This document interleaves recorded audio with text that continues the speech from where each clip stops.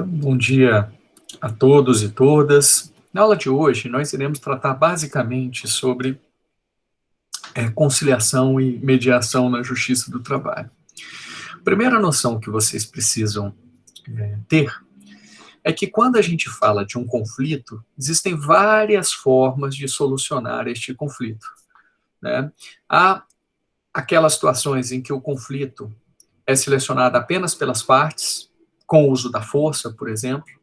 Via de regra, esta modalidade ela é proibida pela legislação, porque o Estado ele assumiu para si, né, o poder de solucionar esses conflitos e o uso da força acaba gerando, via de regra, uma solução injusta, porque o mais forte acaba por, né, impor a solução não por meio de suas razões, mas sim pelo emprego de força, inclusive física. Excepcionalmente, para a proteção de algumas situações muito específicas, a solução mediante o uso da força acaba sendo permitida.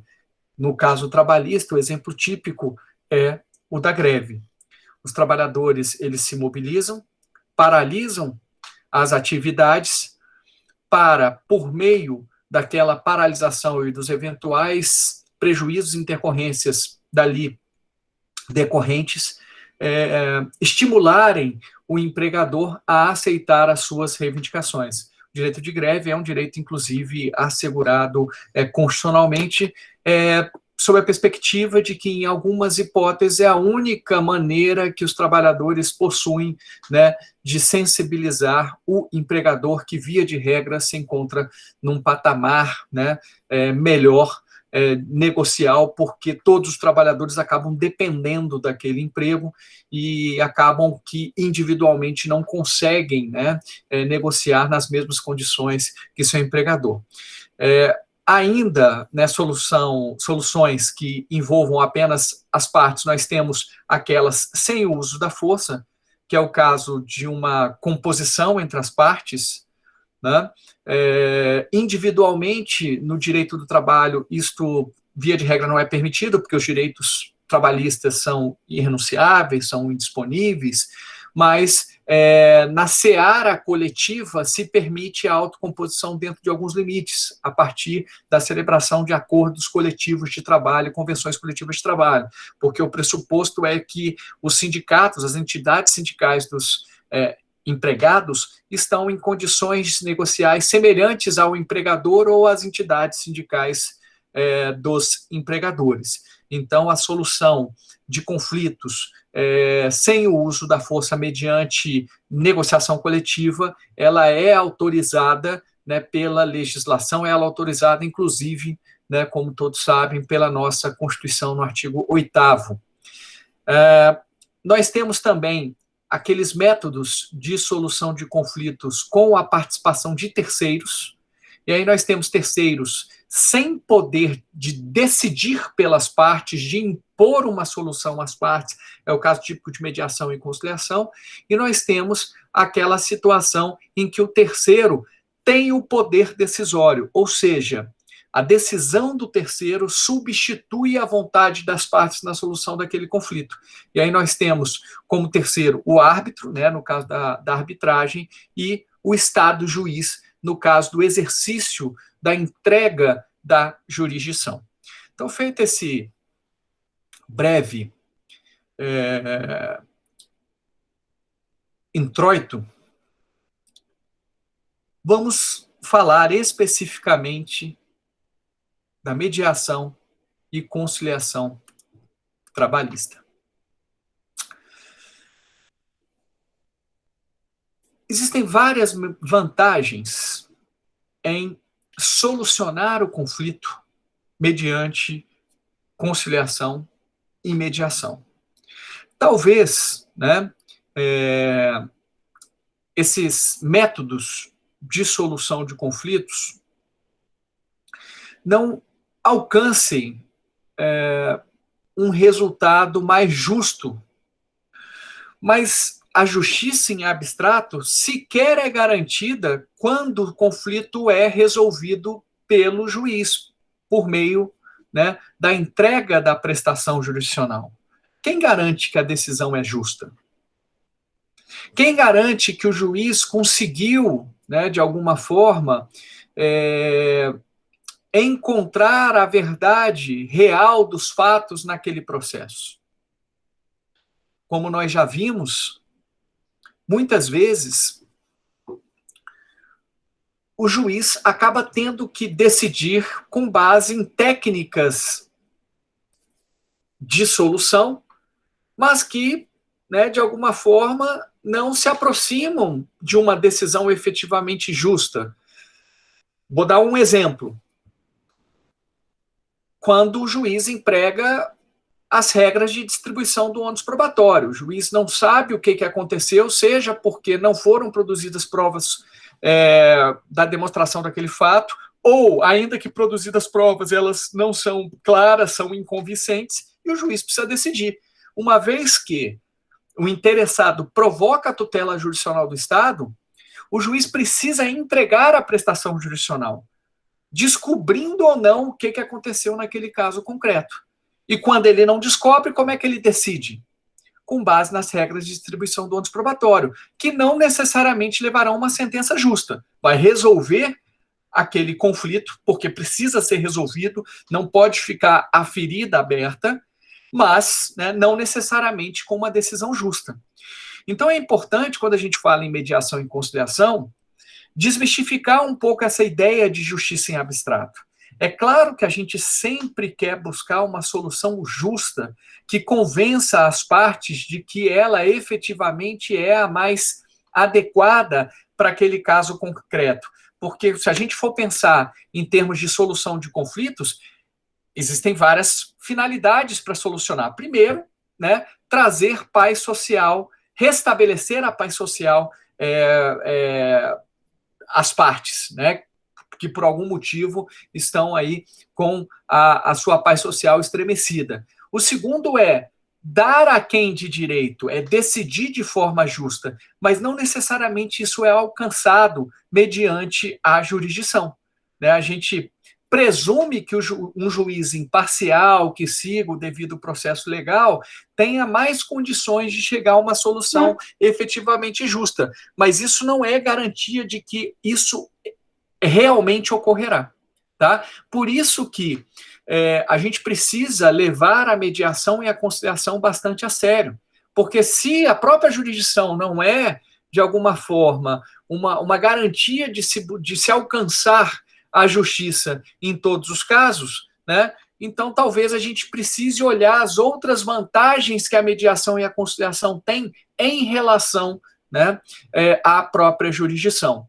E a primeira vantagem que eu vejo é que a solução alcançada mediante mediação e conciliação é pelas próprias partes. E ela não é um ato autoritário de um terceiro que substitui a vontade das partes. A jurisdição, ela é um ato de um terceiro, do Estado, juiz, que afasta a vontade das partes e impõe uma decisão. Já a mediação e a conciliação, não. Ela é uma solução que as próprias partes alcançam, né? Chegam por consenso, no sentido de entender que naquele caso concreto talvez seja a melhor possível. E aí eu posso dar uma série de exemplos que, de alguma forma, dão luz, né, e vida a essa assertiva. Por exemplo, às vezes a gente fala assim, poxa, mas o empregado está pedindo 100 mil.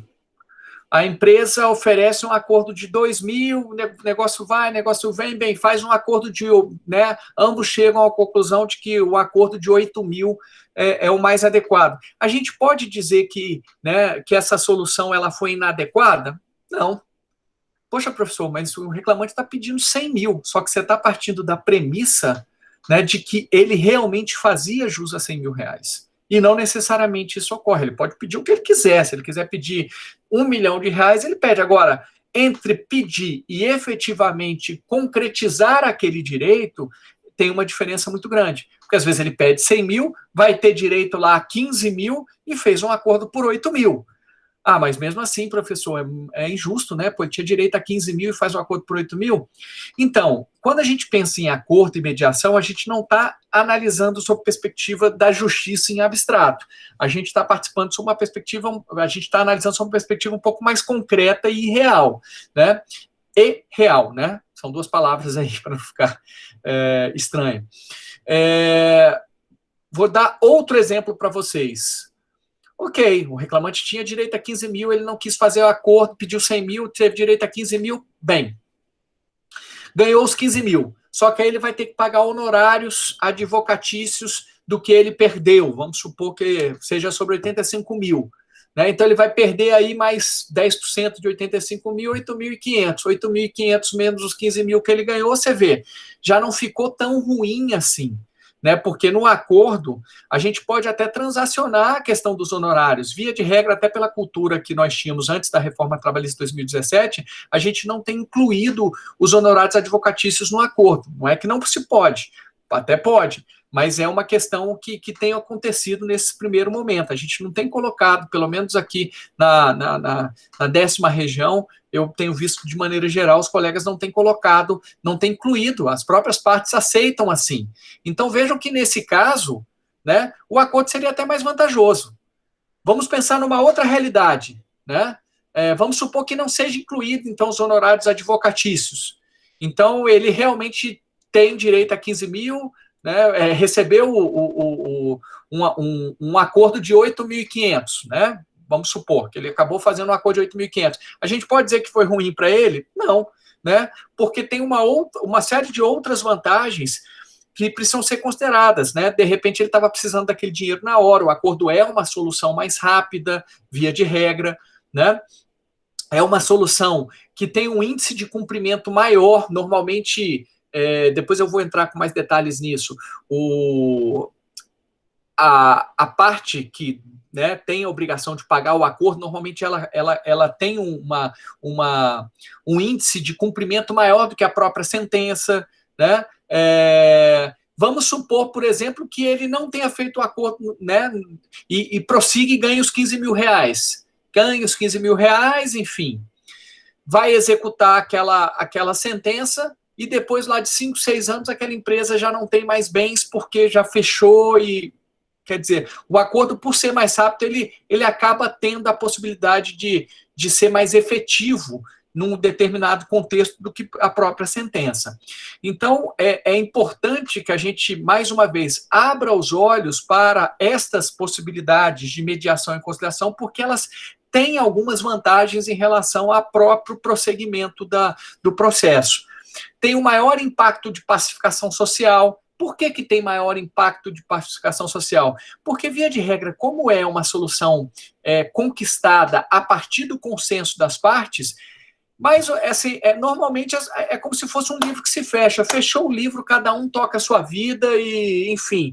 Ao passo que a sentença não. Né? Quando o juiz entrega a prestação judicional, às vezes o reclamante fica insatisfeito porque acha que deveria ter recebido mais. Às vezes o reclamado fica insatisfeito porque acha que foi condenado a muito. Às vezes até o juiz fica insatisfeito com a sentença, que fala, poxa, eu não descobri a verdade aqui, eu vou ter que julgar de acordo com o ônus probatório. Então, a chance de não pacificar aquele conflito por meio da sentença é maior. Ele resolve.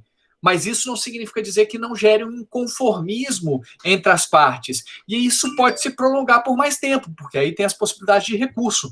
Né? O reclamante interpõe recurso, às vezes ambos interpõem recurso, querem discutir durante anos aquele processo. E o acordo não. Como, né, as partes concordaram com aquela solução, via de regra, uma vez feito o acordo, o processo está resolvido, cada um toca a sua vida, né, aquela relação social, ela acaba ficando pacificada. O acordo também tem uma vantagem que você vai trocar uma incerteza por uma certeza. Você vai repartir os riscos entre as partes. E aí, já pegando a vantagem seguinte, no acordo, via de regra, ambos saem ganhando. Ambos saem ganhando. Em que perspectiva? Tudo bem, o reclamante não vai ganhar tudo aquilo que ele podia. O reclamado por outro lado, não vai deixar de pagar nada, ele vai pagar alguma coisa, mas pelo menos ele não vai pagar tudo. Né? Há uma repartição de riscos. É aquilo que eu falei, às vezes o reclamante... Eu já fiz acordo, por exemplo, o reclamante pediu 200 mil, né? Mas ele não tinha direito a 200 mil, ele pedia em horas extras, ele não tinha, era um trabalhador externo que realmente ele não ia ganhar. Mas tinha lá um outro pedidozinho lá e eles fizeram um acordo por 4.500.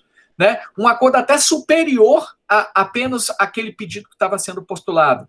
Na verdade, ambos saíram ganhando. Né? Assim, talvez até nesse caso a reclamada, a gente pode até cogitar que ela não saiu, mas ela pelo menos não correu o risco de ser condenada a um valor maior que o tribunal entenda que não era um trabalho externo.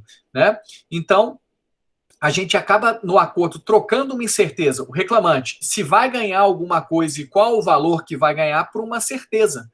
Que é, efetivamente, olha, o acordo é de tanto, a empresa vai se organizar a pagar tanto, e mesma coisa a empresa, né? Quer dizer, ela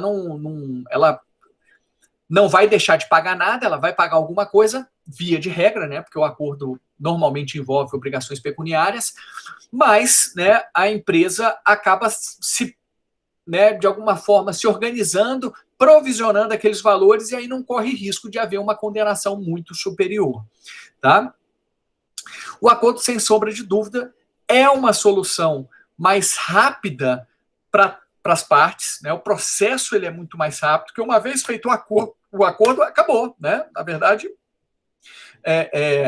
basta o cumprimento do acordo para o processo, né, ser arquivado de forma definitiva.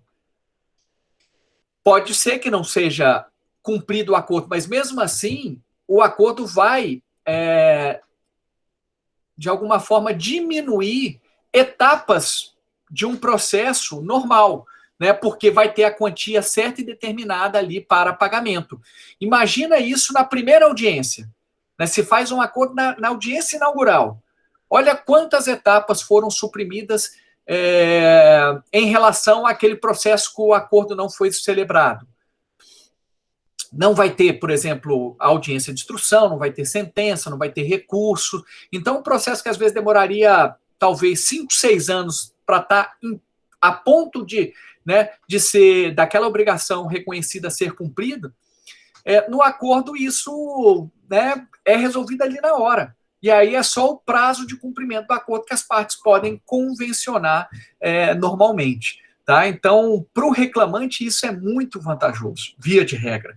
Porque a gente está falando de trabalhadores que não têm capacidade de poupança, trabalhadores que muitas vezes eles estão desempregados, então eles precisam daqueles valores até para honrar, né, as suas obrigações diárias.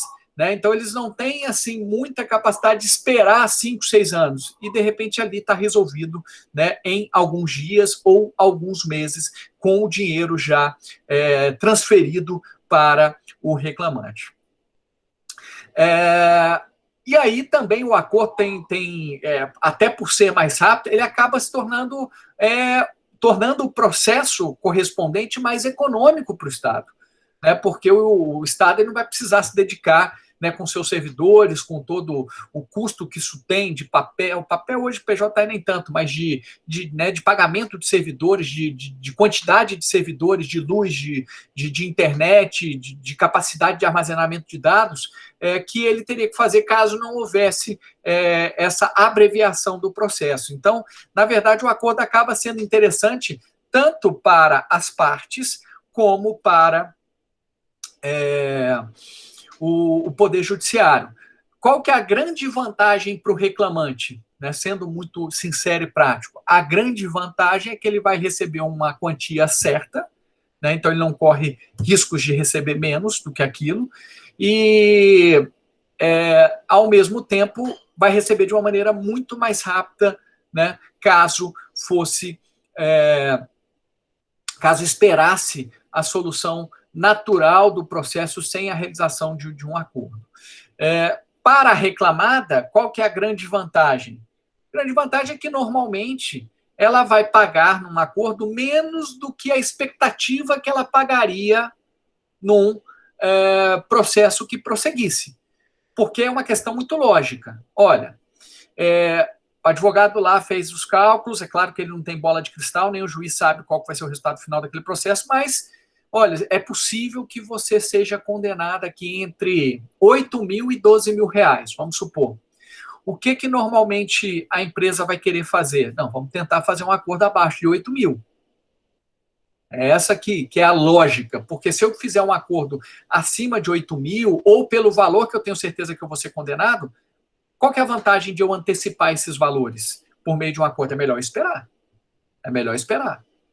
Né? A não ser que ela tenha custo com advogado, que ela pense em juros, né, da Justiça do Trabalho, mas via de regra, eles tentam fazer por um valor inferior, o que acaba correspondendo a uma desvantagem para o reclamante. Mas essa é a lógica das coisas. Né?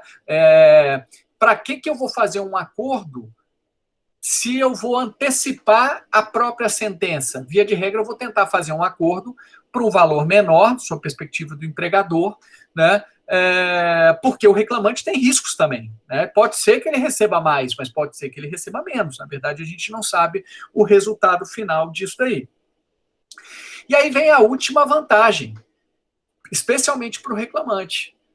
O acordo ele acaba sendo cumprido com mais frequência do que a própria sentença. Hoje, o grande problema que a Justiça do Trabalho tem, e daí porque é incompreensível a reforma trabalhista ter facilitado, digamos assim, a litigação dos executados, né, dos empregadores, é a execução. Nosso grande problema é a execução. Muitas vezes, o juiz profere a sentença, transita em julgado aquela sentença, e quando vai executar, a empresa já fechou as portas, o sócio já não tem mais bens, e fica aquele empregado com uma sentença muito bonita, mas sem ser executada. Né? É claro que, da parte da justiça, né, o juiz vai fazer, ele tem várias ferramentas para tentar obrigar aquele empregador, melhor dizendo, a honrar com as obrigações determinadas na sentença. Mas a verdade é que muitas vezes isso não acontece. Né? O juiz consegue lá 100 mil, consegue 30 mil, 40 mil, não consegue o 100, né? Às vezes consegue o 100, às vezes não consegue nada. Então, é muito complicado. Vejam os casos das terceirizadas. Os entes públicos, eles têm a opção de contratar diretamente servidores ou contratar empregados terceirizados. Aí, optam por contratar empregados terceirizados, que normalmente é mais barato para eles. Uma questão meramente econômica. Se é mais barato para eles, os terceirizados, em relação aos servidores, ganham menos. Né? Uma questão lógica. Ganham menos. Né? Então, eles têm um trabalho mais precarizado do que os servidores efetivos. Pois bem, aí essa empresa terceirizada não paga esses empregados terceirizados. Antigamente, a gente obrigava o tomador de serviço, que era um ente público, a honrar com esse compromisso. Olha, você quis terceirizar, você recebeu esses serviços, então você tem que assumir os riscos, né, da sua decisão. O que não pode é aquele trabalhador que prestou serviços a você, né, no final de tudo, quem é o beneficiário do serviço é o tomador de serviço. O que não pode é eles ficarem sem receber. Só que o Supremo Tribunal Federal, né, entendeu que, via de regra, o mero inadimplemento de obrigações rescisórias não gera responsabilização do tomador de serviço, que seja ente público, súmula 331 do TST. E aí, quem é a grande vítima desta contratação? Os trabalhadores terceirizados. Aí eles entram com uma ação trabalhista, o ente público não pode ser responsabilizado, que é quem tem o dinheiro, e quem, né, de alguma forma, poderia honrar com aquelas obrigações. O empregador direto, que a empresa terceirizada já assumiu, né? Às vezes os sócios são laranjas, né? Já não tem mais bem nenhum, porque a estrutura física, muitas vezes, né, era uma estrutura muito pequena, era uma salinha com alguém atendendo o telefone, enfim. Ganhava a licitação por oferecer um preço mais baixo, e aí, quando a gente ia executar, não tinha nada, não tinha patrimônio, o patrimônio já tinha sido diluído, dissipado, enfim. E aí, o que adianta a sentença? Então, às vezes, né, a depender do caso, é interessante fazer um acordo, porque naquele momento da audiência, a empresa ainda tem bens, e ainda que ela não cumpra o acordo, fica mais fácil da gente, quanto mais rápido for, né, mais fácil a gente consegue, né, penhorar os bens deste empregador. Sem contar que embora não seja obrigatório, mas o costume que ocorre na Justiça do Trabalho é que nos acordos judiciais nós colocamos uma multa de inadimplemento desse acordo. Aqui na 10ª região, o padrão da multa é de 100%. Então, se o empregador não pagar o acordo, ele vai ser multado em 100% do valor daquele acordo. Então, ele acaba, por esta multa, sendo estimulado a cumprir o acordo. Agora, na sentença não tem essa multa. Na sentença, se ele não cumpriu a sentença, lá tem 48 horas para pagar aqui esses valores, depois de transitado em julgado, liquidado lá o feito, tem 48 horas. Se ele não cumprir, não acontece nada. Ele não vai pagar multa nenhuma. Ah, mas o CPC tem multa, mas se entende que não se aplica ao processo de trabalho, que o processo de trabalho tem um regramento próprio. E aí não se poderia aplicar aquela multa do CPC. Então, acaba que o acordo ele tem um índice de cumprimento maior, porque para a empresa, para o empregador, não é interessante descumprir o acordo e ser condenado a uma multa de 100%. Pô, fiz um acordo de 50 mil, não cumpri o acordo no prazo estabelecido, vou pagar agora 100 mil. Então, normalmente, o empregador paga o acordo, ou tenta pagar pelo menos. E mesmo que ele não consiga pagar por uma dificuldade financeira daquele momento, quer dizer, uma vez não paga o acordo, a justiça, com antecipação de vários meses e anos, né, quando comparado com um processo normal, ela já começa a executar. E aí é mais fácil da gente conseguir penhorar os bens. Então, isso tudo para dizer o seguinte: há vantagens em fazer o acordo. Talvez a grande desvantagem, sob a perspectiva do empregado, é que, primeiro, o empregador, quando faz uma proposta de acordo, ele faz uma proposta, como eu falei para vocês, num valor inferior àquela expectativa de condenação, por uma questão lógica. Seria muito bom para a justiça se o empregador chegasse na audiência e falasse assim: quanto é que eu devo? Ah, o senhor deve aí 15 mil reais, toma aqui os 15 mil reais, toma o cheque aqui, o Pix, o que for. Só que esse não é o mundo real. O empregador ele não vai fazer isso. O empregador vai fazer o seguinte: olha, está devendo 15 mil. Ele vai apresentar uma defesa dizendo que não deve nada. É mais ou menos assim que funciona. Chegando em audiência, tem possibilidade de acordo? Tem. 2 mil reais. Bom, mas deve 15. Aí eles vão ficar negociando para ver. E o empregado que, via de regra, está sem trabalho, sem receber, às vezes, FGTS, seguro-desemprego, está super encalacrado sob perspectiva financeira, ele fica muito pressionado a aceitar o acordo. Por isso que o juiz, né, na condição de conciliador, de mediador, tem que ter muita sensibilidade para não estimular a aceitação de um acordo apenas em virtude da necessidade, da situação financeira do empregado. Mas, infelizmente, é uma coisa que acontece. É uma coisa que acontece. O que eu acho? Eu tenho uma visão que não é a de todos os juízes, né? Alguns juízes entendem o seguinte: os direitos trabalhistas são irrenunciáveis, o empregado não pode renunciar, é um absurdo, então, se for um acordo muito prejudicial, eu não faço. Eu tenho uma visão um pouquinho diferente, né? Eu tenho uma visão em que, primeiro, durante o vínculo empregatício, sim, os direitos trabalhistas são irrenunciáveis. Agora, após o vínculo empregatício, pelo menos no que se refere a essa relação entre empregado e empregador, já não existe mais essa hipossuficiência direta, né? Porque já não há mais uma relação jurídica entre as partes.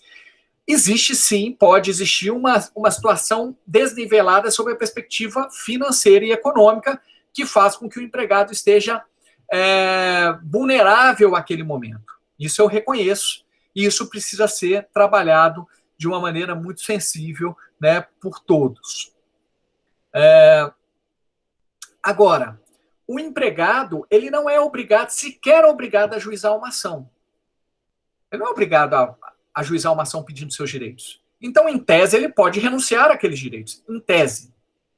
Se ele não é obrigado a ajuizar uma ação, é uma forma de renúncia. Simplesmente, ele deixa aqueles direitos, aquela pretensão perecer, digamos, né, por meio da prescrição, por exemplo. Então, partindo dessa perspectiva, se sequer ele é obrigado a ajuizar uma ação, quando ele ajuiza, quem pode o mais, pode o menos. Eu entendo que, se ele ajuizou, em tese, ele pode transacionar os seus direitos, até porque já não existe mais uma relação jurídica, né, entre as partes. Existe sim uma situação financeira diferenciada. Então, por óbvio, né, isso acaba talvez deixando as partes numa situação desigual. Mas pode ser também que a empresa esteja numa situação muito difícil naquele momento, esteja fechando as portas, enfim, né, numa crise financeira muito grande. Então, isso também precisa ser observado, porque é uma situação que pode acontecer para ambos, embora, né, aconteça com mais incidência esse desnivelamento, essa vulnerabilidade financeira sob a perspectiva do empregado. Mas, continuando, né, se ele pode não ajuizar uma ação e renunciar a todos os seus direitos por meio de uma prescrição, por exemplo, bienal, em princípio, se ele ajuiza, eu entendo que ele pode transacionar os seus direitos como ele bem entender. Durante o vínculo, não. Durante o vínculo, ele não pode, porque realmente ele pode ser obrigado pelo empregador, até sob a ameaça de perda de emprego, a transacionar esses direitos. Mas depois, em que não há mais vínculo empregatício, eu acredito, é uma visão minha, que não é a de todos os juízes, que ele pode sim, né, renunciar ou transacionar os seus direitos. Esse é o primeiro aspecto. O segundo aspecto também de ordem prática é que o juiz não está carregando a cruz do empregado. Então, se o empregado ele sabe exatamente qual é o resultado daquela conciliação, se ele está ciente de que supostamente ele teria chances de ganhar mais, mas mesmo assim ele está disposto a fazer o acordo, eu não acho que o juiz deve se recusar a homologar esse acordo. Ainda que seja um acordo que, em princípio, indique um valor baixo. O valor em si depende de uma série de circunstâncias. Como, por exemplo, a empresa está fechando as portas, já fechou as portas, o empregador não tem mais nada, aí chega, olha, só tem o único bem que eu tenho é uma belina. 83. Aí o empregado tinha direito a 15 mil reais. Aí chegou, mas eu não tenho. Aí o empregado não é realmente, ele, né, não tem nada, não tem imóvel, ele só tem essa belina, tá?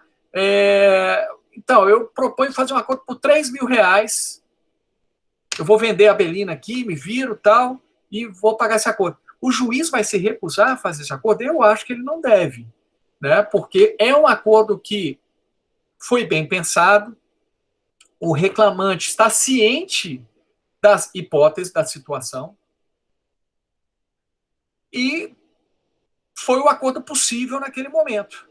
De repente, se ele não fizer um acordo, esse reclamante sequer vai receber esses valores, porque não tem bem para pagar esses valores.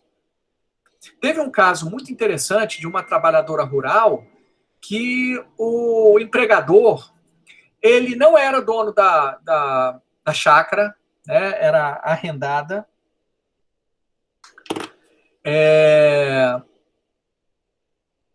não tinha bem nenhum, tinha uma pampa, e fez um acordo lá que aparentemente a sentença daria um valor maior. Mas você imagina se daqui né, ela não faz o acordo, o processo prossegue, né? E aí quando vai executar, daqui a 10 anos ele já não tem nem mais a pampa, né, que é um carro antigo também. E não tem mais o que fazer. De repente ela vai ficar sem receber, porque ele não tem bem imóvel, ele não tem renda garantida, né? Deve ter um maquinário lá antigo, nem computador ele tinha, né? Foi falado em audiência. Às vezes, né, foi uma solução que não contemplou a expectativa dos direitos que a pessoa receberia, mas pelo menos garantiu que ela recebesse alguma coisa. Às vezes não tem o que receber. A gente vive isso todos os dias na Justiça do Trabalho. Sentenças que não são executadas porque, infelizmente, não há bens do empregador. Tá? Então, a gente precisa, na minha avaliação, olhar com muita cautela, com muita sensibilidade. Primeiro, não é para favorecer o empregador, né? Não é para favorecer o empregador, mas para analisar cada situação né? E tentar, de alguma forma, auxiliar as partes a chegar no meio do caminho, né, que atenda os interesses de ambos. Eu, às vezes, costumo dizer assim, porque eles gostam, o juízo tem uma proposta, eu não gosto de fazer proposta em nome das partes. Especialmente se for a primeira, então aí eu dou um jeitinho de não fazer qualquer tipo de proposta. Fala, olha, né, depende muito aqui não tem como avaliar nesse exato momento, não sei o quê, porque depende de prova, eu não sei exatamente o que aconteceu, enfim. Mas eu costumo dizer assim, olha, não me importa muito o valor que vocês vão alcançar, tem que ser um valor que seja interessante para ambos. Vocês precisam, e vocês que conhecem o que aconteceu. Eu, juiz, a gente sabe apenas diversão. A gente, né? Eu, juiz, e advogado, sabemos apenas das versões que vocês contaram. Mas o que efetivamente aconteceu, vocês têm mais condições, né, de avaliar e, de alguma forma, fazer uma proposta mais condizente. Também não dá para fazer uma proposta totalmente fora. Você imagina um empregador que tenha capacidade financeira adequada e aí ele quer fazer uma proposta totalmente fora do razoável, né, para aquele empregado. Né? Não vai acontecer. E aí ele vai deixar de fazer um acordo que pode ser favorável para o próprio empregador e para o empregado. Então, eu acredito que o bom acordo é aquele que, de alguma forma, seja interessante para ambos. Né? E para ser interessante para ambos, não dá para você fugir à realidade daquele caso concreto. Né? Às vezes, assim, poxa, mas eu quero fazer um acordo de 100 mil. Sim, mas você não... Assim, o juiz pensa, né? Não deve falar. O juiz pensa, mas tem direito a 100 mil. É claro que o reclamante quer fazer um acordo com base no valor que ele recebeu inteiramente. É claro que o reclamado recebeu, não, que ele pediu, né, na petição inicial, inteiramente. É claro que o reclamado não quer pagar nada, mas se cada um ficar no extremo das suas pretensões, não é possível se fazer um acordo. A gente tem que analisar o caso concreto, olha, as chances maiores são de cá, né? Isso o juiz sempre pensando, né? Mas eles precisam fazer essa avaliação. As chances maiores são do reclamante, que, né, possivelmente ele vai conseguir, sei lá, 70% do que ele está pedindo. Aí chega uma empresa que tem capacidade financeira, condições de pagar, e oferece 5%, possivelmente não vai ser concretizado o acordo. Tem que chegar no meio do caminho, né, para ver se é interessante para o reclamante. Porque o reclamante também, se ele não está precisando fazer aquele acordo, se ele tem certeza do seu direito, ele está numa situação um pouco mais confortável.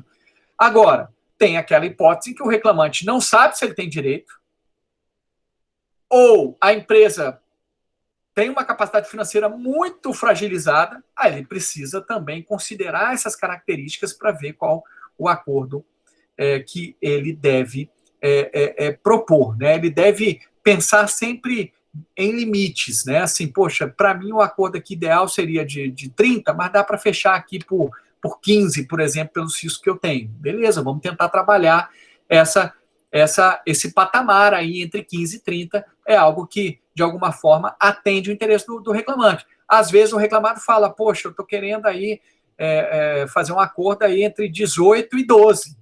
Aí eles vão tentar ali falar entre 18 e 12. Você vê que aí tem uma linha que é possível se alcançar entre 15 e 18 mil. Né? Esse seria o acordo ideal nesse caso concreto. Beleza? É muito comum, assim, na hora que a gente sugere a gente pergunta se há a possibilidade de fazer o acordo, de uma das partes do reclamado, do reclamante chegar e falar o seguinte, não, eu só faço acordo por 50% do que eu estou pedindo. Não é uma técnica tão apurada, tá, pessoal? Por que não é uma técnica tão apurada? Mas é muito comum isso acontecer. Porque se ele estiver pedindo 100% de besteira, como é que ele vai fazer 50% de besteira? De nada, do nada. Se ele não tem direito ao 100%, né, vamos supor que desse 100% que ele está pedindo, ele tem chance de ganhar 40%. Como é que ele quer fazer por 50%? Então, o acordo ele tem que ser pensado de forma contextualizada, com base nos riscos, de ganhar ou não ganhar aquela pretensão, com base no tempo que você está disposto a aguardar e com base no risco daquela sentença não ser satisfeita total ou parcialmente. São esses 3 vetores que o reclamante tem que pensar na hora de fazer um acordo. Poxa, eu estou pedindo 100, mas né, eu tenho chance aqui de 70, já cai bastante. Pô, eu preciso fazer esse acordo, eu preciso desses valores. Isso já diminui também a margem que você pode trabalhar. Claro que você não vai, como técnica, o reclamante não vai expor isso. Pô, estou precisando logo, tal, vamos, por favor, melhora aí. Não, ele vai segurar essa informação, né? E também ele tem que verificar, pô, essa empresa daqui a 2 anos, 3 anos, ela fechou e vou ter uma dificuldade muito grande de conseguir viabilizar essa execução.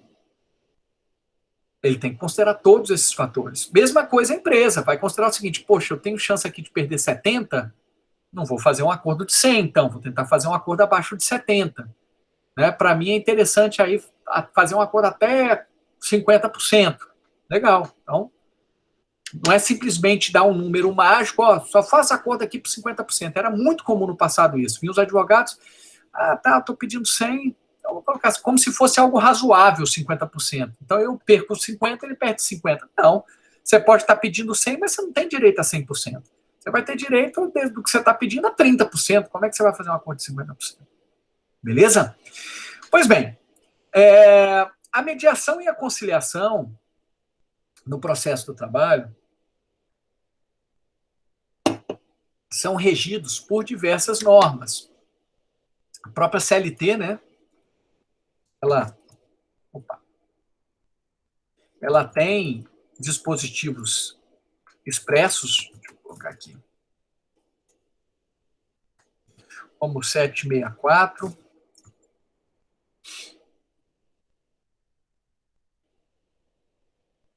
.520, esses todos aqui, ó.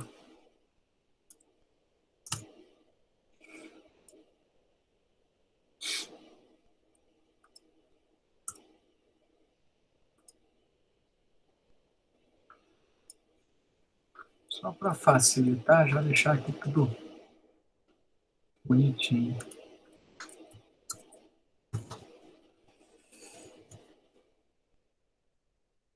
A última ali, 862, 863. 863. Nós temos a Lei 13.140 de 2014, temos a Resolução 125 de 2010 do CNJ. Esta resolução daqui é de uma importância ímpar aqui para a Justiça do Trabalho, Processo do Trabalho, Resolução 174 de 2016 do Conselho Superior da Justiça do Trabalho, muito importante essa resolução, para fins de compreensão do que é a mediação e a conciliação no processo do trabalho. A própria Resolução 174 estabelece a diferença, né? Alguns devem estar se perguntando, mas qual é a diferença entre mediação e conciliação? A diferença básica consiste no papel do terceiro, tá? E essa diferença provém até do CPC de 2015. Na conciliação, o terceiro ele faz propostas, tá? Então, em ambos os métodos de solução mediante conciliação e mediação, o terceiro vai buscar aproximar, empoderar, orientar as partes na construção de uma solução consensual. Mas na conciliação, o terceiro pode fazer propostas, né? Como, por exemplo, olha, tá ali, um quer fazer um acordo por 18, o outro quer fazer por 20. Existe uma técnica dos colchetes, que é assim, ó, primeira proposta do reclamado, 10. Segunda proposta do reclamante, o reclamante faz a contraproposta em 30. Vejam que a diferença aí entre uma proposta e outra é de R$20.000. Via de regra, essas partes vão se encontrar em algum lugar aí na metade desses R$20.000. Ou seja, já tinha 10, a metade dessa diferença de R$20.000 é mais 10. Então, eles vão se encontrar ali mais ou menos ali nos R$20.000. Não necessariamente, mas é a técnica dos colchetes. Né? Então, provavelmente eles vão fazer um acordo ali entre 18, 19, R$20.000. Vamos supor que depois de várias rodadas de negociação, é claro que não é só oferecimento de valores, veja bem, doutor, aqui está se pedindo horas extras, estão sem folha de ponto, existe toda uma tentativa das partes de convencer a outra em relação ao seu direito, né? Vamos supor que, ao final, o reclamante aceitou 18 e fez uma contraproposta de 18, perdão, o reclamado fez uma contraproposta de 18 e o reclamante ficou lá nos 20 mil reais. Bem, qual que é o caminho lógico? Aí o conciliador pode ficar assim, veja, por que vocês não ficam aí no meio termo, né, chegam aos 19 mil, né? Normalmente se consegue fazer, né, quando está muito próximo a proposta da outra, e ali normalmente é na metade. Há alguma cientificidade nisso? Não, é uma questão mesmo de, poxa, tá ali faltando muito pouquinho para eles se acertarem, né? Aí você faz, né, o conciliador pode oferecer uma proposta ali no meio do caminho.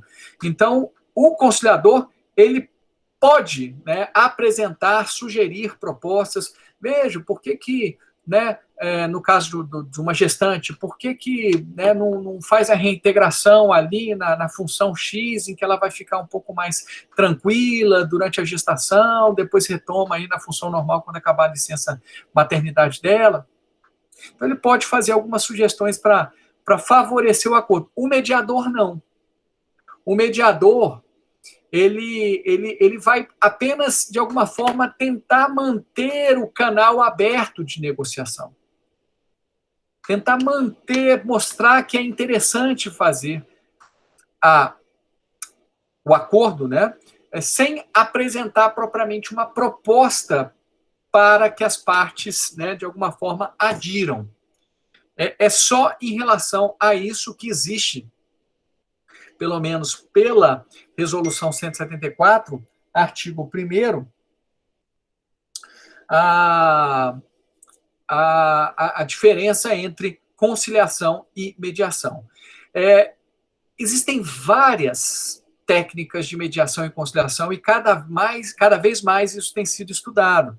Existem mestrados sobre resolução de disputas, sobre técnicas de mediação, né, em Harvard, em Princeton, por exemplo, tem uma que é muito ligada aqui ao Brasil, uma instituição na Califórnia que chama Universidade de Pepperdine, que tem um LLM sobre isso. Inclusive, essa Universidade de Pepperdine deu um curso aqui na 10ª região, em outras regiões, para os tribunais trabalhistas, né, apresentando essas diversas técnicas de negociação para buscar uma solução consensual. Tá? O importante é que, nos dissídios individuais, a conciliação e mediação somente podem ser realizadas em processo já instaurado, tá? Exigindo-se a homologação do magistrado. Então, não dá para fazer uma homologação com o juiz numa fase em que o processo não foi instaurado. Uma fase, digamos assim, pré-processual. Já as mediações e conciliações em dissídios coletivos, sim, se pode se valer aí, né, do judiciário para uma tentativa de conciliação e mediação pré-processual.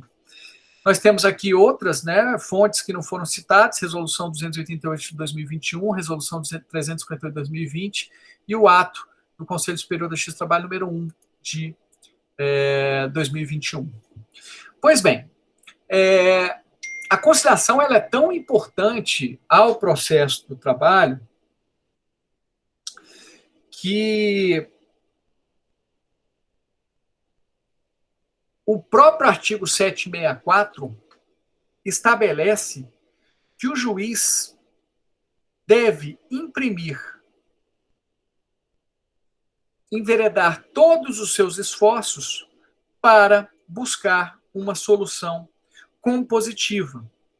Então, a conciliação, ela acaba se constituindo um vetor da atuação do juiz.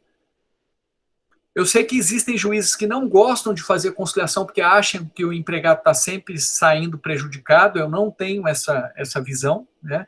Eu acho que a conciliação ela se ela for efetivamente alcançada pelo consenso das partes, é algo que é positivo para ambos, mas a resposta a esta postura, né, um pouco mais isolada de supervalorização da jurisdição, está no artigo 764.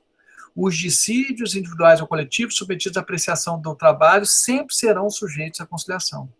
Parágrafo 1º. Para os efeitos desse artigo, os juízes dos tribunais de trabalho empregarão sempre os seus bons ofícios e persuasão no sentido de uma solução conciliatória dos conflitos. Tá? É lícito às partes celebrar acordo que ponha termo ao processo ainda mesmo depois de encerrado o juízo conciliatório. Então, a verdade é que o juiz ele deve buscar que as partes se conciliem. Deve enveredar os seus esforços, deve apresentar argumentos para que as partes busquem uma solução consensual. Não se trata de uma, digamos, de uma faculdade do juiz. Isso é um vetor que o juiz deve seguir. Agora, os juízes trabalhistas precisam tomar cuidado que no exercício deste dever conciliatório, eles não podem impor a conciliação às partes. A solução consensual imposta pelo juiz é extremamente maléfica sob a perspectiva de busca da pacificação social das partes. Se a parte, de alguma forma, for forçada a fazer um acordo, claro, o juiz não vai botar uma faca no pescoço e dizer, você tem que fazer um acordo, mas se ela se sentir coagida, constrangida a fazer um acordo, né, isso traz aí uma experiência muito ruim, né, para aquela parte em relação à atuação da Justiça do Trabalho. Na verdade, o juiz deve, com muita tranquilidade, demonstrar por que o acordo é interessante para ambos. Agora, qual acordo vai ser, qual valor, em quais condições, são as partes que devem buscar isso. E se a parte não quiser fazer acordo, o juiz deve aceitar esta posição. Pode até tentar conversar, com muito jeitinho. Às vezes acontece assim, doutor, nem adianta, não tem acordo. Não tem acordo. O juiz, com muita educação, como diante, pode fazer, o senhor poderia ouvir, né, apenas algumas considerações, ninguém vai se recusar a ouvir a consideração do juiz. Né? Mas se a parte chegar assim, não, excelência, realmente eu não tenho intenção de fazer acordo, eu quero que o processo prossiga, o juiz tem que respeitar. Quem tem o poder de fazer ou não acordo é a parte, obviamente, né, podendo essa manifestação ser exteriorizada por meio de seus representantes, que são os advogados. Mas o juiz deve respeitar sempre a decisão das partes. Pois bem, como eu falei para vocês, existem, dentro desse dever conciliatório, etapas na audiência em que o juiz está obrigado a oferecer a possibilidade de fazer acordo. Não é obrigado a obrigar as partes a fazer um acordo. Ele, na verdade, o que a legislação fala é o seguinte, olha, neste momento da audiência, o juiz obrigatoriamente deve esclarecer às partes a possibilidade de fazer um acordo. Para fazer acordo só nesses momentos? Não. Pode fazer acordo em qualquer momento, inclusive com a decisão transitada em julgado. Mesmo na execução, pode-se fazer acordo. Olha só, o 764, parágrafo 3º, é lícito às partes celebrar acordo que ponha termo ao processo, ainda mesmo depois de encerrado o juízo conciliatório. Então, mesmo depois da audiência, a qualquer momento, pode-se fazer acordo. Teve um caso até que eles fizeram um acordo, aí o acordo não foi cumprido, e aí eles quiseram fazer um acordo do acordo, tipo, não dá para cumprir o acordo nesse sentido. As partes chegam assim, não, mas a gente quer fazer um outro acordo, né, um pouco mais razoável para o empregador, vai ser assim que a gente consegue. Pode-se fazer assim? Sem problema nenhum, tá? Sem problema nenhum. Transitou em julgada a sentença do juiz, pode fazer acordo depois? Pode fazer o acordo depois também, sem problema nenhum, tá? Não há limites para a realização do acordo. Agora, feito o acordo, arquivado o processo, porque já foi cumprido o acordo, aí o processo se encerrou, não tem como. Beleza? Sentença transitada em julgado, cumprida a sentença, Processo arquivado, aí o processo terminou, morreu, né? Não tem como fazer acordo. Mas enquanto estiver em vigência aquele processo, é possível se fazer acordo a qualquer momento. Deixa eu só pegar aqui as etapas da audiência para ficar claro. Então, olha aqui, ó. Como eu falei para vocês, no rito ordinário, nós temos duas tentativas de acordo obrigatórias.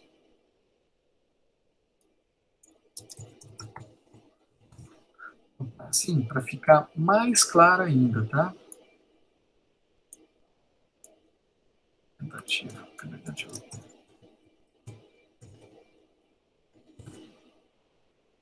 Mais claro ainda. Assim que feito o pregão, as partes sentam, né, na mesa ali da sala de audiência. O secretário de audiência pega os dados de quem está presente, olha, quem que é o preposto da reclamada, quem que é o advogado do reclamante, da reclamada, normalmente é o reclamante que vem pessoalmente, registra a presença de todo mundo. Aí o juiz, quando vai começar, né, a falar propriamente dito, bom dia, boa tarde, tal, e aí, pessoal, né, vocês têm interesse em buscar uma solução, né, por meio de um consenso? Tem juiz que tem, são várias abordagens, né? Tem juiz que já vai direto, tem possibilidade de acordo, doutor? Para reclamar. Tem, não tem? Tem juiz que já vai com mais jeitinho, usando o futuro do pretérito. Será que eu poderia, né? É isso bem que esse é o futuro presente. Seria possível, né, eu esclarecer as partes, as vantagens de se fazer um acordo, neste caso, tal. E aí já se introduz. Feito o acordo vale como uma sentença com o exame de mérito, somente podendo ser impugnada mediante ação rescisória. Feito o acordo. Exceto para o INSS, que aí pode ser interposto o recurso ordinário. Por que o INSS? Porque como o acordo pode ser sobre parcelas salariais, e sobre as parcelas salariais incide a Previdência Social, então o INSS que não está ali na sala de audiência pode falar, opa, mas esse acordo aqui não está certo, não. Foi feito um acordo de horas extras, mas não houve determinação de recolhimento de INSS de horas extras. Então ele pode questionar porque ele não está presente ali na hora da celebração do acordo. Então ele precisa ser intimado posteriormente. Mas para as partes, esse acordo somente vai poder ser impugnado mediante ação rescisória. Ponto. Tá? Não feito o acordo, aí passa-se para aquele momento de apresentação da defesa do réu, né, 20 minutos, pode ser de forma oral, normalmente um PJ já está no processo. O juiz, depois, dá prazo, ou ali naquele momento mesmo, chega para o reclamante e fala, ó, você tem a oportunidade aqui de se manifestar sobre os documentos juntados na contestação, que é a réplica. Aí ele já parte para o depoimento das partes, se for o caso, né, se a matéria exigir a produção de prova oral, inquirição das testemunhas, né? Acabou a produção de prova oral, encerra a instrução, razões finais, e aí apenas no rito ordinário tem a segunda tentativa de conciliação obrigatória. No rito sumaríssimo não tem essa segunda tentativa. Uma bobagem, né? Porque é tão rápido isso em audiência. Normalmente o juiz, e aí, depois, né, aí o juiz tem mais elementos, né, porque as partes têm mais elementos para avaliar. O reclamante estava pedindo uma série de coisas e fala, poxa, mas eu só consegui provar aqui as horas extras, né, não consegui provar a indenização por danos morais, não consegui provar, né, o adicional de preclusidade, não consegui provar que eu tinha direito ao adicional de transferência. Então, quer dizer, aquela expectativa inicial já está muito mais concentrada aqui. E às vezes fica até mais fácil de fazer o acordo. Ou, né, se as partes realmente não tiverem intenção de fazer o acordo, não tem possibilidade. Tá? Mas a segunda tentativa obrigatória ocorre apenas, né, no rito ordinário, após o prazo de razões finais, que é de 10 minutos, em tese, em audiência. Tá? Em tese, porque às vezes o juiz permite que seja entregue de forma escrita, dando-se prazo às partes. Beleza? Como eu falei para vocês, o acordo é uma forma de extinção do processo com resolução de mérito. Olha o que diz o artigo 487. 487 ou 485? Vamos ver agora. 487, inciso 3 do CPC. Haverá resolução de mérito quando o juiz homologar a linha B, a transação. O acordo. Homologar o acordo. Isso vale como uma sentença, que somente pode ser impugnada mediante ação rescisória, conforme aqui súmula 259 do TST, exceto para a Previdência Social, porque como eles não estão lá participando deste acordo, aí eles vão poder recorrer exclusivamente em relação à questão de incidência previdenciária sobre as parcelas do acordo.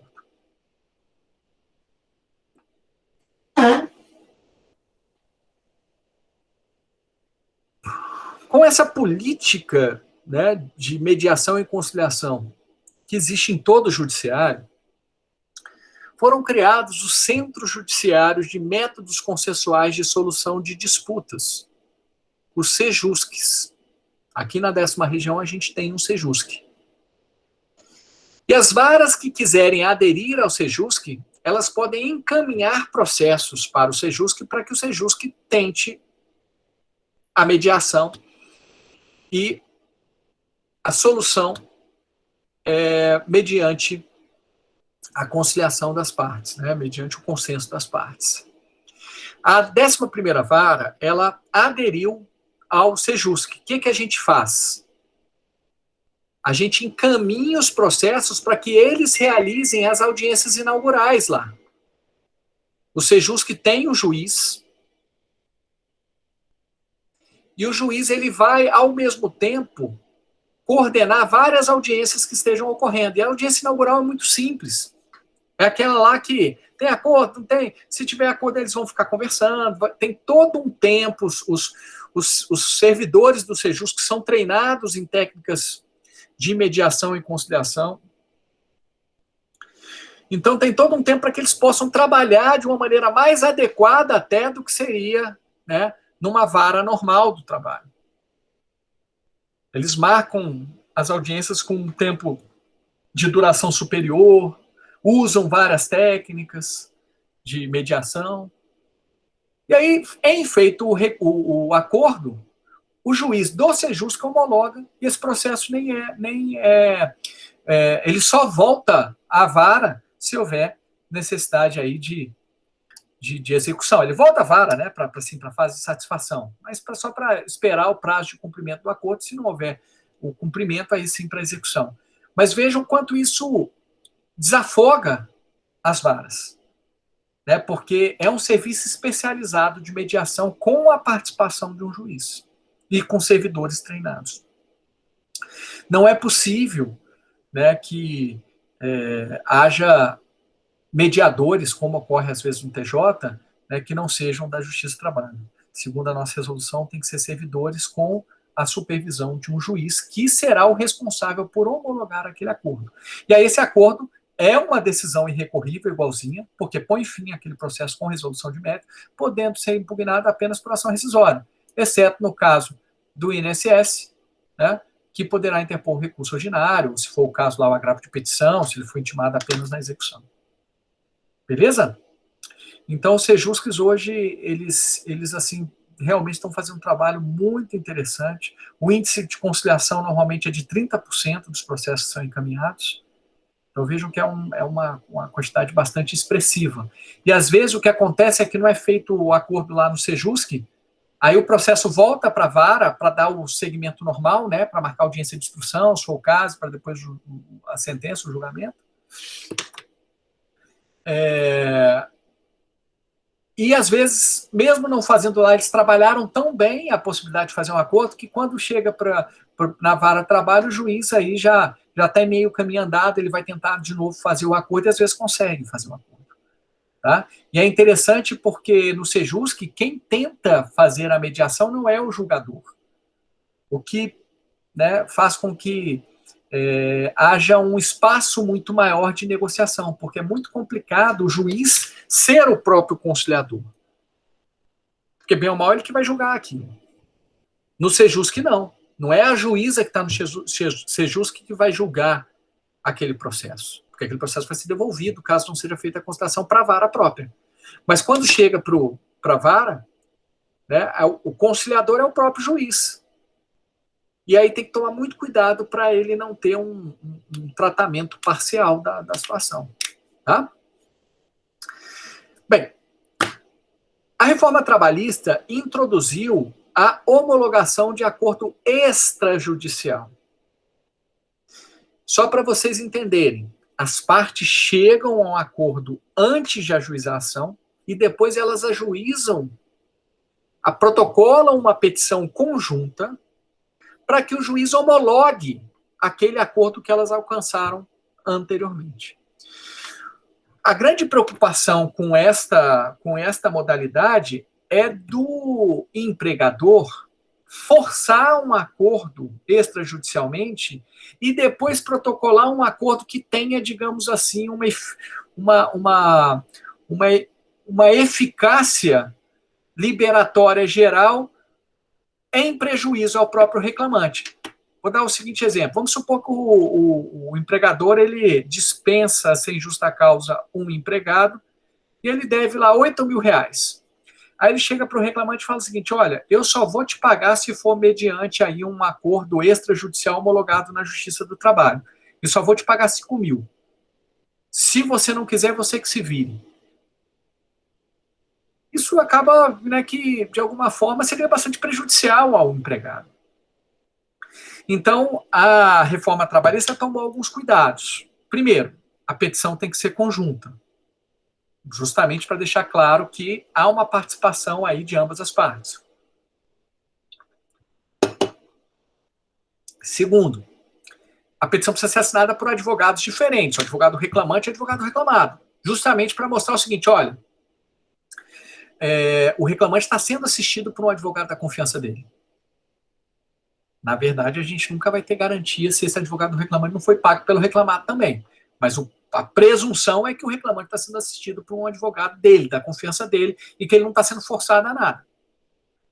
Não dá para o único advogado protocolar essa petição de acordo extrajudicial. Tem que ter 2 advogados, cada um representando uma das partes.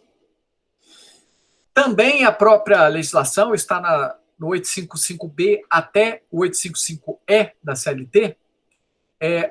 A homologação desse acordo não prejudica o prazo do artigo 477, parágrafo 6º. Então, vejam bem, não é para substituir aquela rescisão contratual normal. Isso é obrigação do empregador. E se ele não pagar dentro do prazo de 10 dias, você se lembra que uma vez rescindido o contrato, o empregador tem 10 dias para cumprir as obrigações trabalhistas, sob pena de multa de 1 salário, que é aquela multa do 477, parágrafo 8º, melhor dizendo, né? O prazo está no parágrafo 6º e 8º, né? A multa no 6º e o prazo no 8º. Então, se o acordo demorar mais que 10 dias, o empregador vai ter que pagar essa multa, independentemente do acordo, justamente para que este acordo não seja uma forma de substituir a rescisão contratual. A rescisão contratual tem que ser feita. O acordo esse acordo extrajudicial, ele é para ser feito quando há um conflito. Se não há conflito, não deve ser utilizado esse meio, tá? Então não dá para o empregador falar assim: poxa, para mim é mais interessante fazer um acordo extrajudicial, porque uma vez que eu fizer, eu vou estar assegurado, né? O reclamante não vai poder questionar nunca, porque é um acordo homologado pela justiça, que é irrecorrível, aquela coisa toda. Não é para isso que é o acordo. O acordo é o seguinte: o acordo é pensado nos seguintes termos. Vamos supor que tem um caso, dá um exemplo, não é só esse, tá? Mas um exemplo que é muito claro. Tem um caso de assédio sexual. Aí chega o advogado da reclamante, sabendo que é um caso sensível, procura o advogado da empresa e fala: olha, eu estou com provas, né? Tem esse e-mail, tem essa gravação telefônica, tem uma gravação de vídeo, E até para não expor aí o assediador, eu proponho a gente fazer um acordo extrajudicial. Agora, se não tiver interesse, tudo bem. Aí vai ter que se ajuizar uma ação. Aí o advogado da empresa conversa lá com o assediador, com a empresa, enfim, não sei o quê, não, realmente aqui é melhor a gente fazer um acordo extrajudicial num valor X, dando por quitação essa pedido de indenização. É para essas situações. Não é para simplesmente o empregador falar assim, eu estou mais garantido se eu fizer isso na justiça aqui, uma rescisão contratual na justiça, do que simplesmente eu pagar diretamente para ele. Porque se eu pagar diretamente para ele, ele vai poder entrar com uma ação contra mim. Não é para isso. E também não é para fraudar direitos trabalhistas. Né? O empregador deve 15 mil de verbas rescisórias e faz um acordo por 2 mil, aproveitando da situação de hipossuficiência. Pois bem, com o protocolo desta petição conjunta, é importante que vocês entendam que o prazo prescricional fica suspenso, tá? Porque, bem ou mal, as partes estão tentando aí resolver o conflito, elas não estão paradas, o reclamante não está inerte. E só volta a correr, né, depois que o acordo tiver sido frustrado. Então, vamos aqui só para a gente ver essa parte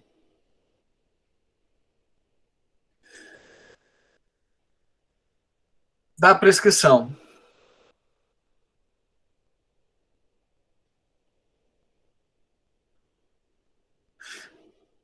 855E da CLT. A petição de homologação de acordo extrajudicial suspende o prazo prescricional da ação quanto aos direitos nela especificados. Parágrafo único. O prazo prescricional voltará a fluir no dia útil seguinte ao do trânsito e julgado da decisão que negar a homologação do acordo. Ou seja, o juiz pode negar a homologação do acordo. Pode se recusar a homologar o acordo quando ele perceber que há uma fraude, há um conluio, né, há um vício insuperável. Né, ele pode negar, simplesmente falar, não entendo que não é possível se fazer o acordo nesses termos. Continuando, é possível que nesse acordo tenha uma cláusula de quitação geral do contrato de trabalho? O que é essa cláusula de quitação geral que é muito comum nos acordos judiciais, normalmente? Em que há ajuizamento de uma ação trabalhista e não de um acordo, né?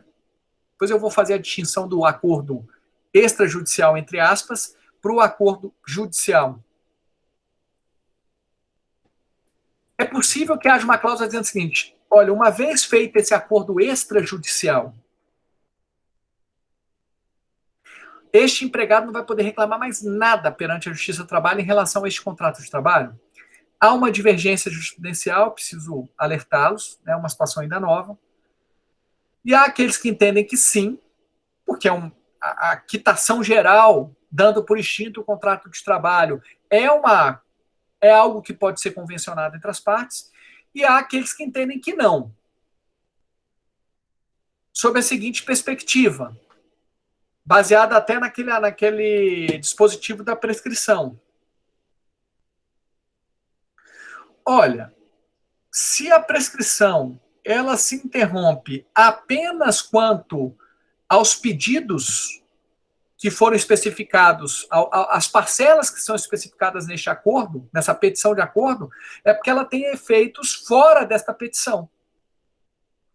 Então, segundo essa linha de pensamento, a quitação somente pode se restringir àqueles direitos especificados na petição apresentada no acordo. E não pode abranger genericamente qualquer direito daquele empregado. Ainda não foi definido isso, tá?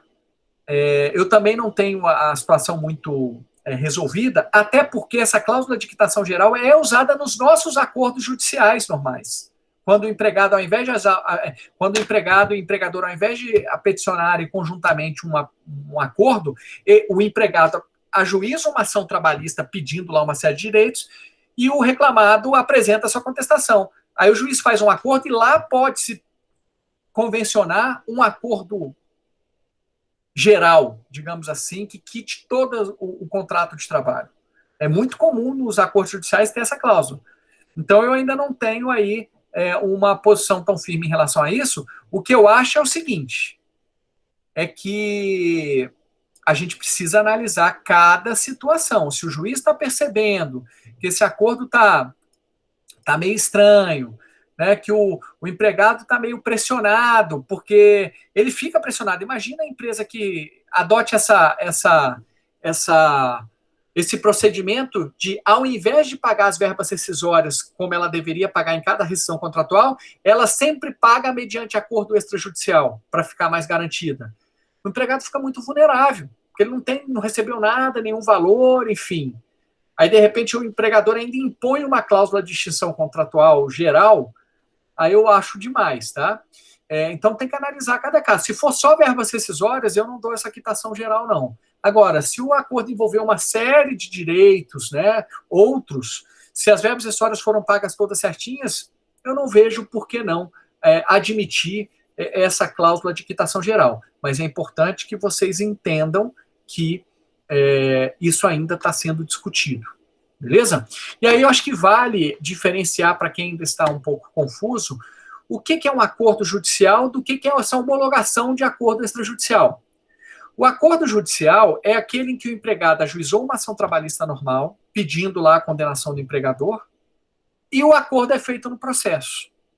Então, ali há um conflito que é apresentado pela primeira vez no processo. E a solução ainda não está definida, se vai ser por meio de um acordo, se vai ser por meio da jurisdição. Simplesmente o empregado está requerendo seus direitos. Como vai ser solucionado ainda não se definiu. Na homologação do acordo extrajudicial, o conflito pré-existe ao processo e a solução mediante o consenso também é anterior ao processo, por isso que se fala em acordo extrajudicial.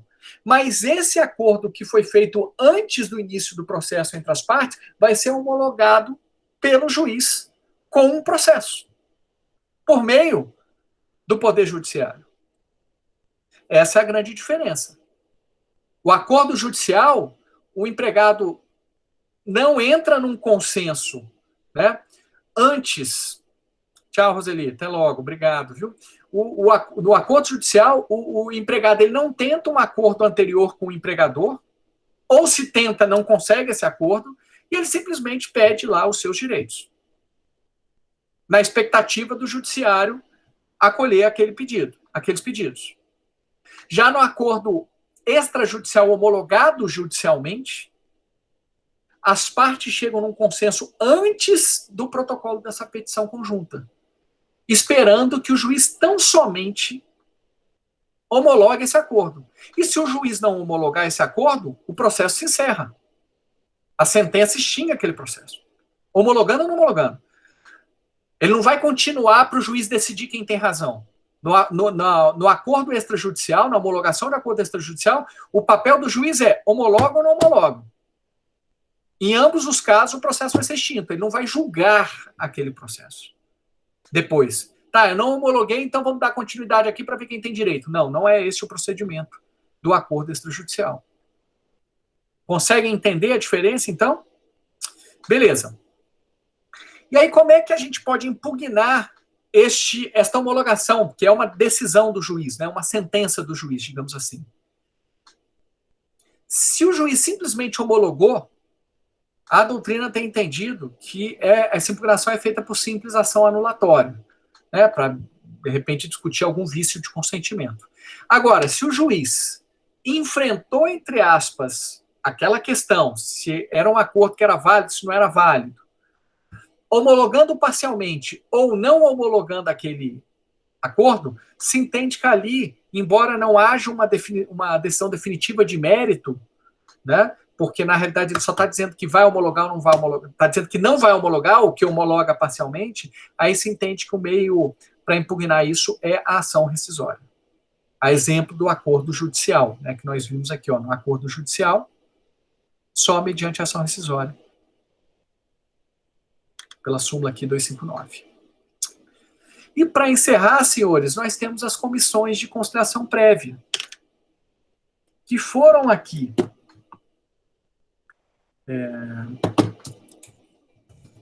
introduzidas pela Lei 9958 de 2000. Esta lei, promulgada à mesma época do rito sumaríssimo, ela tinha um objetivo de alguma forma de resgatar a eficiência da justiça do trabalho, servir como um fio da justiça do trabalho naquela época, né, a exemplo do que ocorreu no governo Temer, lá para o final ali do governo FHC, a justiça do trabalho sofreu muitos ataques, muito semelhantes, só que ali a gente conseguiu resistir, né? Houve uma resistência e um mal maior não ocorreu. No governo Temer, a tempestade estava perfeita, né? Crise política, crise econômica e crise social. Então, aí eles fizeram realmente o que quiseram e sinceramente, a situação foi muito, muito ruim.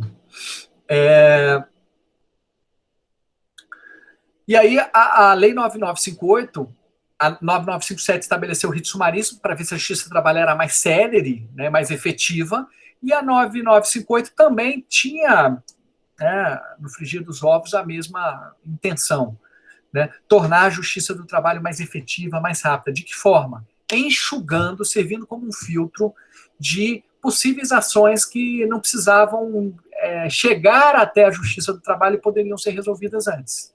Então, a Lei 9958 de 2000 introduziu as comissões de conciliação prévia na Justiça do Trabalho.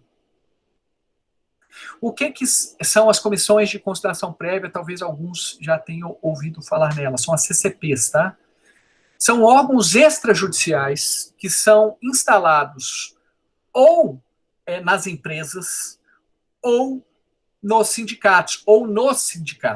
Né? Então, pode ser por empresa, por grupo de empresas, no sindicato ou intersindicais, entre sindicatos. E tinha o objetivo de servirem como mecanismo de conciliação extrajudicial, de ajudar as partes a chegarem numa conciliação extrajudicial.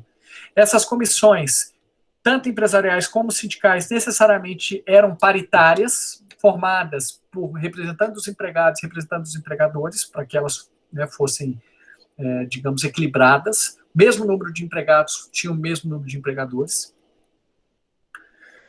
E a ideia inicial é que, antes de ajuizar uma ação trabalhista no Poder Judiciário, na Justiça do Trabalho, as partes tentassem uma conciliação na Comissão de Conciliação Prévia.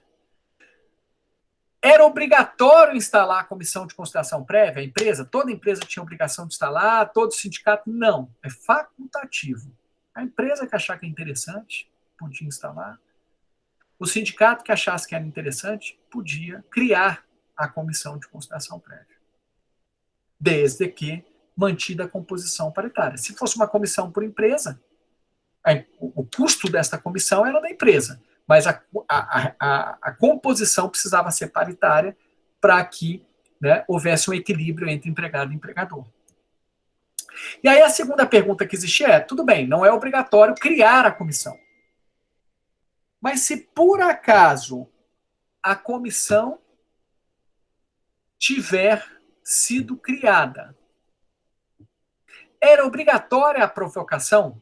Era um pressuposto processual? Era uma condição da ação? E durante muito tempo isso foi discutido. Se era obrigatório, se não era obrigatório. A provocação. Ou seja, se o empregado não quisesse entrar com a provocação na comissão de conciliação prévia, ele poderia ajuizar diretamente a ação trabalhista? A Justiça do Trabalho, no primeiro momento, entendeu que não poderia, que era obrigatório provocar a comissão de conciliação prévia, em virtude da literalidade do artigo 625-D. Qualquer demanda de natureza trabalhista será submetida à comissão de conciliação prévia, se na localidade da prestação de serviço houver sido instituída a comissão no âmbito da empresa ou do sindicato da categoria. Não é qualquer demanda poderá ser. Não tinha o poderá, tinha será submetida, que dá a ideia de obrigatoriedade.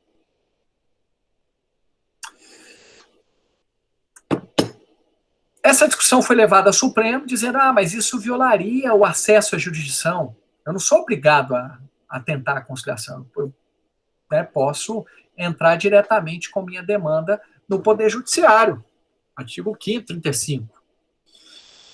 E eu, particularmente, sempre entendi que esse argumento era muito frágil, porque não é que estava se impedindo o acesso à jurisdição, estava se condicionando esse acesso à provocação prévia. O direito de ação não é absoluto. Existem condições da ação, existem pressupostos processuais que precisam ser cumpridos. Precisam ser satisfeitos. Isso aqui seria, alguns defendiam que era condição da ação, outros pressuposto processual, mas seria um condicionante para se acessar a jurisdição. Não era uma obrigatoriedade, um obstáculo, né, absoluto ao acesso à jurisdição. Bem, mas o Supremo Tribunal Federal não entendeu assim, tá? Entendeu que era facultativa a provocação. Em outras palavras, a parte não era obrigada a provocar a comissão de constatação prévia para ajuizar a ação. E com isso, esse instituto praticamente mingou. Deixou de existir. Há a previsão dele, mas nenhum advogado provoca hoje em dia a comissão de constatação prévia. É muito raro. Por quê? Porque vamos pensar que toda vez que a gente for fazer um acordo, que a gente tiver um impasse, a gente tem que pensar sobre a perspectiva né, da outra pessoa. Vamos pensar sobre a perspectiva do advogado reclamante. Ele vai pensar o seguinte: poxa, meu tempo é precioso. Para que eu vou provocar a comissão de conciliação prévia? Se eu quiser fazer um acordo, se for possível fazer um acordo, eu posso ajuizar a ação diretamente. E o juiz homologa para mim. Não há necessidade de eu tentar isso antes. Eu vou perder tempo. Se for possível fazer um acordo, o juiz já homologa.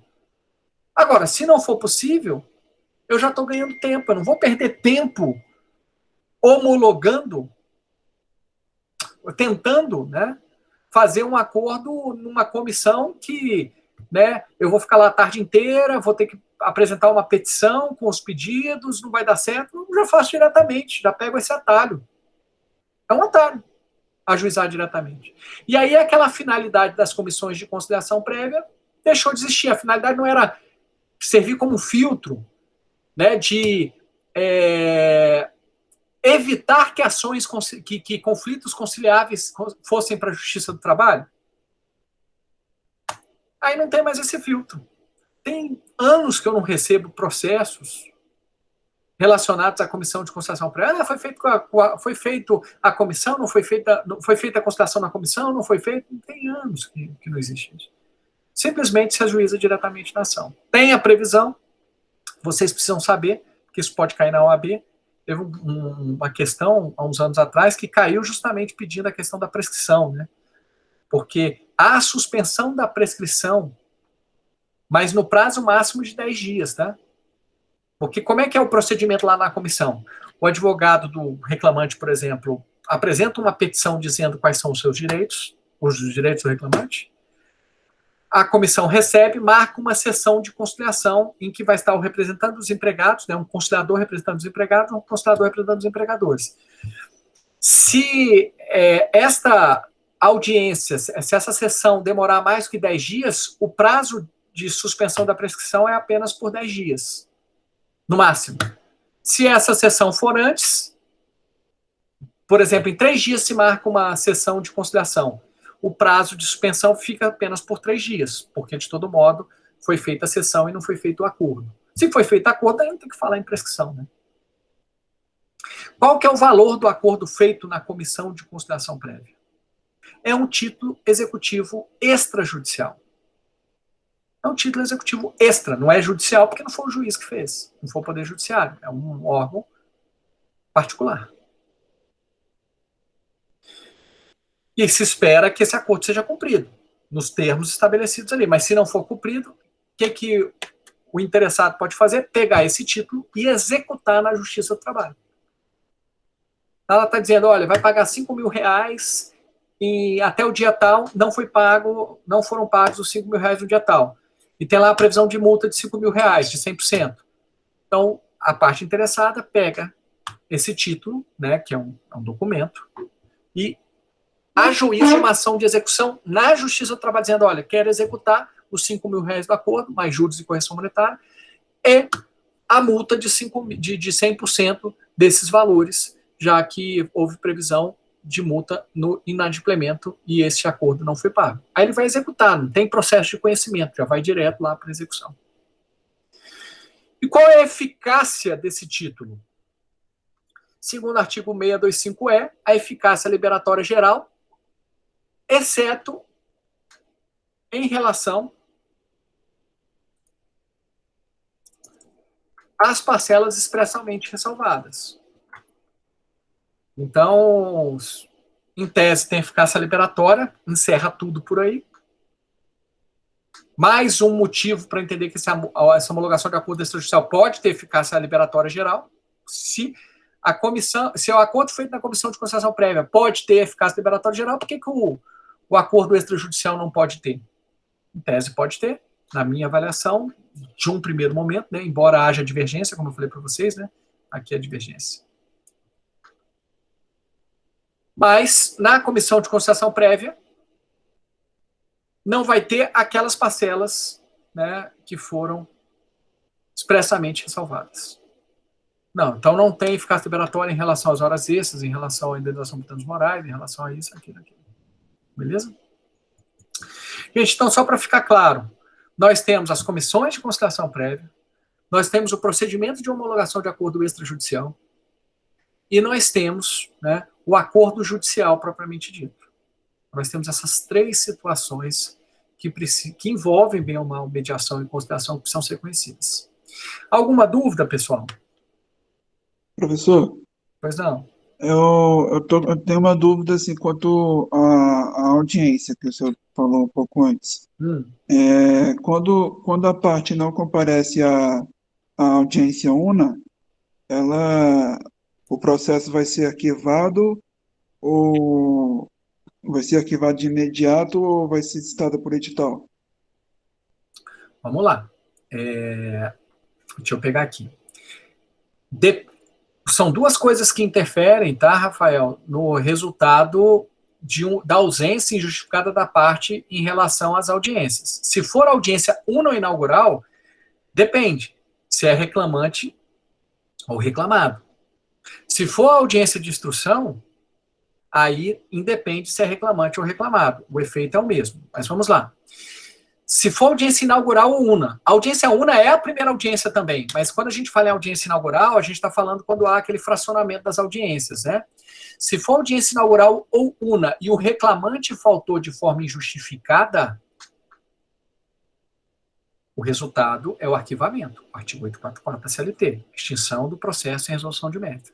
É como se o reclamante tivesse desistido da ação, não demonstrou interesse nessa ação, então o processo vai ser extinto sem resolução de mérito, porque ele sequer compareceu a um ato que ele deveria comparecer. Se for o reclamado que não comparece à audiência inaugural ou una, o que você acha que é, Rafael? Qual que é o efeito? Se o reclamado não compareceu injustificadamente à audiência inaugural ou una, vai arquivar. Ué, mas se arquivar o processo, não está favorecendo o reclamado que não compareceu injustificadamente? E não está prejudicando o reclamante que compareceu e queria que o processo prosseguisse? Você acha que pode arquivar? Você acha que faz sentido arquivar? Não, acho que não. Não faz sentido arquivar. Não faz sentido arquivar se o reclamado não comparece, porque no final das contas, o reclamado é que está sendo favorecido. E ele que deixou de comparecer. Então ele não pode se beneficiar da sua, entre aspas, da sua própria torpeza ou da sua falta, do seu defeito. Uhum. Então não pode ser. O que você acha que é, então? Tenta aí outra consequência. O que o reclamado faz na audiência inaugural una, depois da conciliação frustrada? Presta depoimento? Antes disso, o reclamante apresentou a petição inicial. Na audiência, o que o reclamado faz? Ele presta depoimento também, mas ambos prestam depoimento. Vai ficar só com a petição inicial lá, Rafael? Não. O que ele faz, então? Tchau. Agora, Pode falar. agora não estou lembrado direito. Olha aqui, ó. Ele apresenta a sua defesa. É, resposta do réu. Ele apresenta a sua defesa, não é isso? É. Para fazer o contraditório com a petição inicial. Agora, se ele não comparece injustificadamente, ele apresenta a defesa dele? Não. Então ele é revel. Mas o advogado pode apresentar, senão. Vamos lá. O que é revelia? A ausência de defesa. Então, a ausência do reclamado gera a revelia via de regra. Realmente, se o advogado do reclamado estiver presente, a reforma trabalhista agora permite que se apresente a defesa. Uhum. Entendeu? Mas é se tiver presente, se não tiver, é revelia. Entendeu? Entendi. Obrigado, professor. Nada. E aí, na audiência de instrução, o que acontece na audiência de instrução? Depoimento das partes. Se qualquer uma das partes não comparecer espontaneamente, aí é confissão ficta, porque é considerado como se eles tivessem não tivessem se recusado a prestar o depoimento. E aí o artigo do CPC específico diz que, nesse caso, né, há confissão ficta. Beleza? Beleza. Obrigado, professor. Nada, que isso. Grande abraço aí. Se alguém mais tiver pergunta, eu puder ajudar. Tranquilo? Então tá bom, gente. Grande abraço a todos e até o nosso próximo encontro.